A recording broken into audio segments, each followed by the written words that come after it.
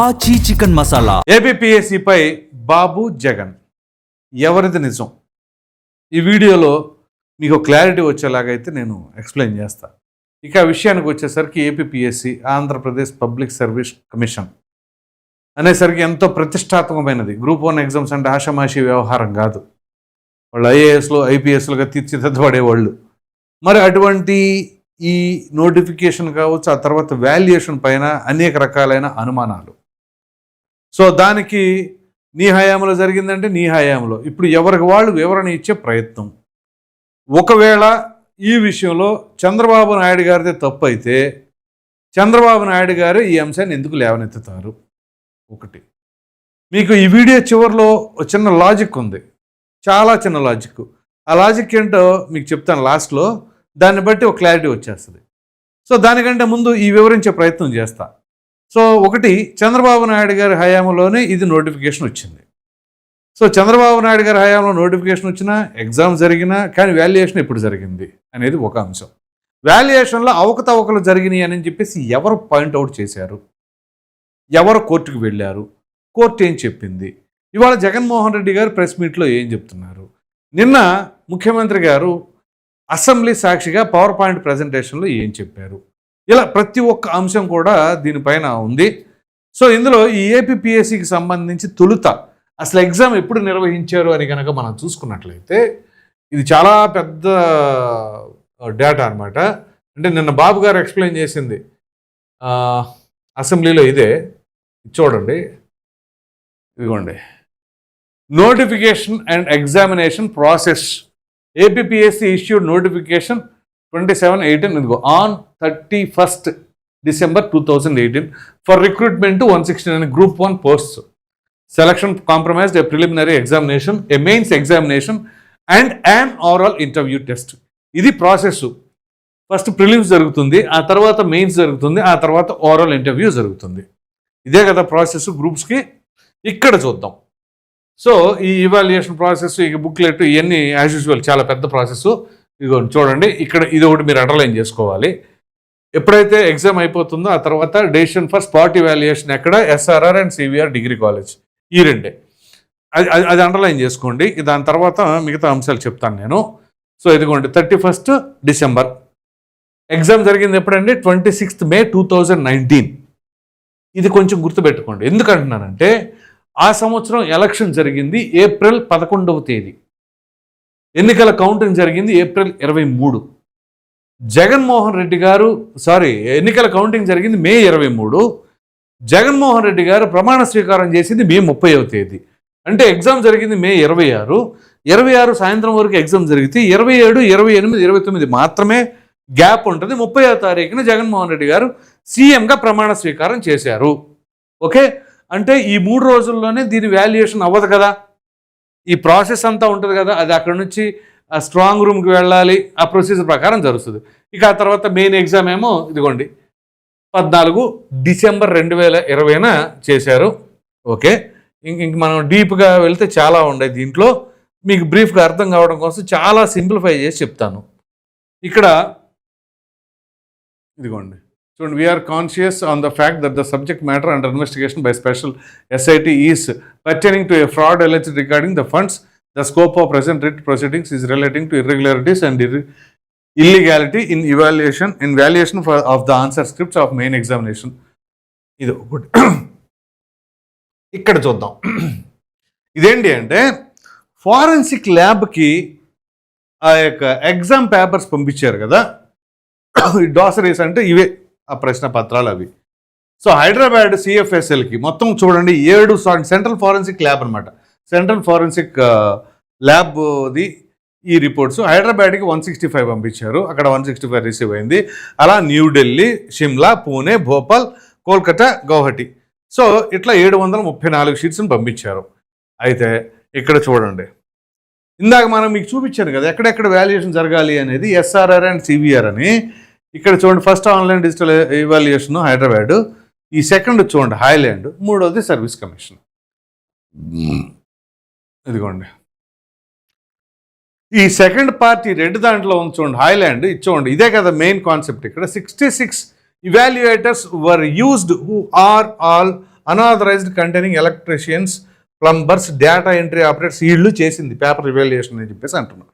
అయితే జగన్మోహన్ రెడ్డి గారు చెప్పుకొచ్చేది ఏంటి అంటే అక్కడ పేపర్ వాల్యుయేషన్ కావచ్చు, ఇదంతా కావచ్చు, అసలు డిజిటల్ దాంట్లో చేశారు కదా, అదే మెయిన్ ఎలిగేషన్ అంటున్నాడు. అసలు ఆ డిజిటల్ వాల్యుయేషన్ అనే కాదు, ఐలాండ్లో జరిగిన వాల్యుయేషన్. ఆయన చెప్పుకొచ్చే వర్షన్ ఏంటి అంటే ఈ డిజిటల్ వాల్యుయేషన్ అనేది తప్పేమి కాదు, కానీ నోటిఫికేషన్లో డిజిటల్ వాల్యుయేషన్ చేస్తామని చెప్పలేదు కాబట్టి మాన్యువల్ వాల్యుయేషన్ చేస్తానన్నారు కాబట్టి మాన్యువల్ వాల్యుయేషన్ మాత్రమే చేయండి అని కోర్టు ఆర్డర్ పాస్ చేసింది హైకోర్టు. అందు గురించే మేము ఓకే అని చెప్పేసి అన్నా. అంటే డిజిటల్ వాల్యుయేషన్ తప్పు కాదు అంటూనే కానీ నోటిఫికేషన్లో మెన్షన్ చేయలేదు కాబట్టి అనేది జగన్మోహన్ రెడ్డి గారి వర్షన్.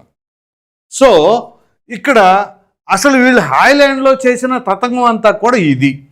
ఇప్పుడు మీకు క్లియర్ కట్గా ఎవరెవరు ఎంతెంతమంది అయితే దీనికి ప్రొసీజర్ చూడండి. How the digital evaluation was actually run. ఇదిగోండి పిఎస్ఆర్ ఆంజనేయులు, ఈ పేరు గుర్తుంచుకోండి. ఇప్పుడు పిఎస్ఆర్ ఆంజనేయుల పైన ఎన్ని ఎలిగేషన్స్ ఉన్నాయి.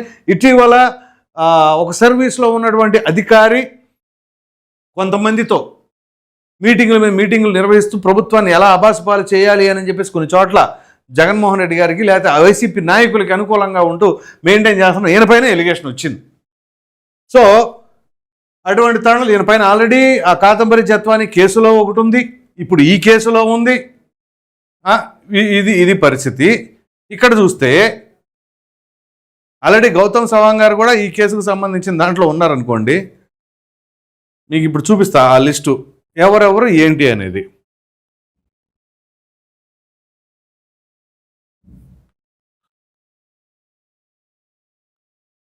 ఇదిగోండి చూడండి, ఇదిగో వచ్చింది. ఇక్కడ ఏ కేటగిరీ వాళ్ళు, నేచర్ ఆఫ్ వర్క్ ఏంటి, మొత్తం ఎంతమంది ఈ పేపర్ వాల్యుయేషన్ చేశారు హాయ్లాండ్లో. Private school teachers, private college lecturers. యాక్చువల్గా ఇది వాల్యుయేషన్ ఎవరు చేస్తారంటే దానికి ఒక క్వాలిఫైడ్ పర్సన్ ఉండాలి. మీరు చేయబోయేది హైలీ క్వాలిఫైడ్ పీపుల్కి, గ్రూప్ 1కి. ఆ క్యాడర్కి చేయాలి అంటే మనకి ఎంత నాలెడ్జ్ ఉండాలి ఆ పేపర్ వాల్యుయేషన్ చేసేటప్పుడు. సో నార్మల్గా టీచర్స్ కూడా ఉన్నదానికంటే అంటే ఒక యూనివర్సిటీలో professor range, assistant professor range వాళ్ళు చేయాలి. అక్కడక్కడ ఎవరైనా పిహెచ్డి చేసిన వాళ్ళు ఉంటే వాళ్ళ ద్వారా కూడా చేపిస్తారు. అయితే ఇక్కడ చూడండి, ఫస్ట్ అన్ఎంప్లాయిడ్ అంటే జాబ్లెస్గా ఉన్న వాళ్ళ ద్వారా 11 మంది.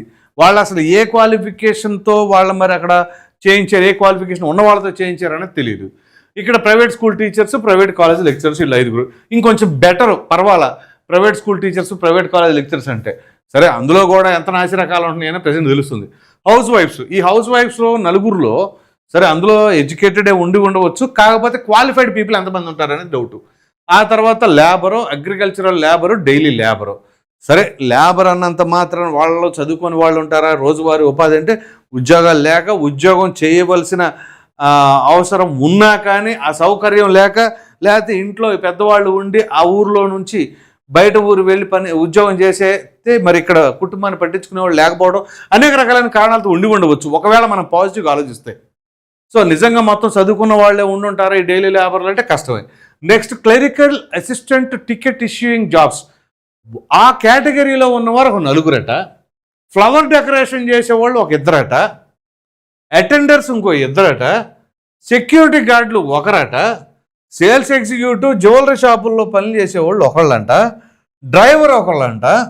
సాఫ్ట్వేర్ ఎంప్లాయ్, ఇది కొంచెం బెటర్. మళ్ళీ సాఫ్ట్వేర్ ఎంప్లాయ్ అన్నా కానీ you will have the technical knowledge.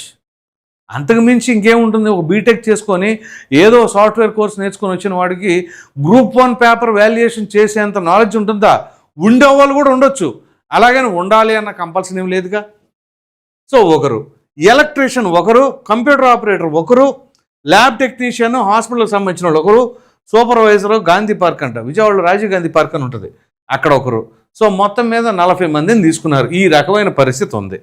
So ఇంకా చెప్పుకుంటూ వస్తే ఇది చూడండి, use of whitener, white correction fluid strictly prohibited on OMR valuation slips. సాధారణంగా ఎవరైనా సరే అసలు కొట్టివేతలు అట్లాంటివి ఉండకూడదు. వైటనర్ కూడా యూజ్ చేశారట. ఇది ఎవరిచ్చింది? Use of prohibited white correction fluid on OMR slips ఉండదు. కానీ was confirmed in as many as 55 CFSL reports. CFSL రిపోర్ట్స్లో అక్కడ వైటనర్ యూజ్ చేశారని ఉంది. మరి ఇంకేం చేస్తారు? ఎవరు చేస్తారు? జనరల్గా వైటనర్ని ఏమైనా సరే ఎగ్జామినేషన్ హాల్లోకి అనుమతిస్తారా? పొరపాటును కూడా అనుమతించరు. అంటే ఎవరు చేసి ఉంటారు? అది అర్థం చేసుకోవాలి. So script held in private custody, no second examiner కూడా లేరు. ఇదిగోండి, original answer scripts remained in the custody of the private agency. అసలు ప్రైవేట్ ఏజెన్సీకి ఎలా ఇస్తారండి?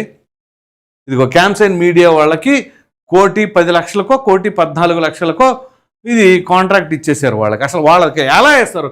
ఒక ప్రైవేట్ ఏజెన్సీ వాళ్ళకి గ్రూప్ 1 పేపర్స్ ఇస్తారా? ఇయ్యొచ్చా? ఆలోచించండి, మీరు ఆలోచించండి. ఇక ఈ ఎగ్జామ్ తతంగం ఇదంతా ఇంతవరకు ఎప్పుడూ లేని విధంగా జగన్మోహన్ రెడ్డి గారు 5 ఏళ్ల టెన్యూర్లోని ఈ పంచాయతీలన్నీ ఎందుకు వచ్చినాయి? ఒకటంటే అనుకోవచ్చు, చంద్రబాబు నాయుడు గారే ఫస్ట్ టైం సీఎం కాదు, this is the 4th time.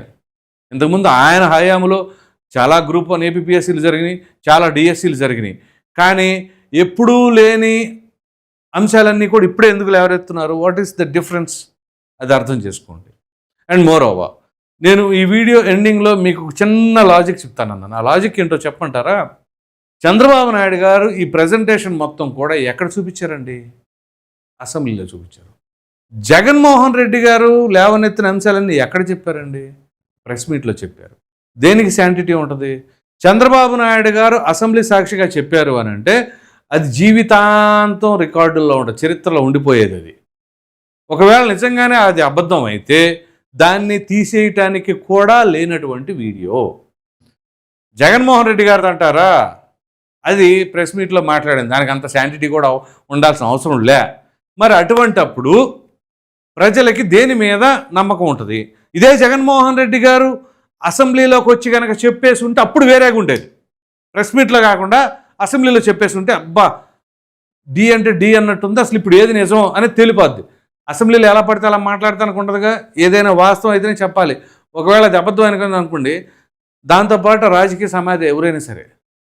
So ఇప్పుడు చంద్రబాబు నాయుడు గారు అసెంబ్లీ సాక్షిగా మాట్లాడారు, జగన్మోహన్ రెడ్డి గారు ప్రెస్ మీట్లో మాట్లాడారు. దేన్ని నమ్మొచ్చు అంటారు? ఒకవేళ చంద్రబాబు నాయుడు గారు అబద్ధం చెప్పారు అనుకుందాం జగన్మోహన్ రెడ్డి గారు వైఖరి పరంగా, అప్పుడు జగన్మోహన్ రెడ్డి గారు ఇది అసెంబ్లీ సాక్షిగా ఇట్లా అబద్ధాలు ఎలా ఆడతావు అని చెప్పేసి మీరు గట్టిగా దీనిపైన కోర్టుకు వెళ్తారో ఎక్కడికి వెళ్తారో లీగల్గా ప్రొసీడ్ అవుతారో అవ్వండి. మంచి అవకాశం, మీకు మంచి అవకాశం ఇచ్చారు చంద్రబాబు నాయుడు గారు. సరే, చంద్రబాబు నాయుడు గారు అబద్ధాలు చెప్పారని కనుక మీ వర్షన్ ప్రకారం మాట్లాడితే ఆ ఎపిసోడ్ ఏదైతే ఆయన వివరించారో దాన్ని తీసుకెళ్ళి యాజ్ ఇట్ ఈస్గా లీగల్గా ప్రొసీడ్ అవ్వండి, ప్రజల్లో బదనాం చేయండి. అప్పుడు తెలుస్తుంది జగన్మోహన్ రెడ్డి గారు నిజాలే చెప్పారు, చంద్రబాబు నాయుడు గారు అబద్ధాలు చెప్పారు అసెంబ్లీ సాక్షిగానని చెప్పేసి. సో దీన్ని బట్టి మీకు ఈ వీడియోలో క్లారిటీ వచ్చేసింది అనుకుంటున్నాను. సో దీనిపైన మీ అభిప్రాయం ఏంటి అనేది కామెంట్లో తప్పకుండా తెలియజేయండి. Thank you.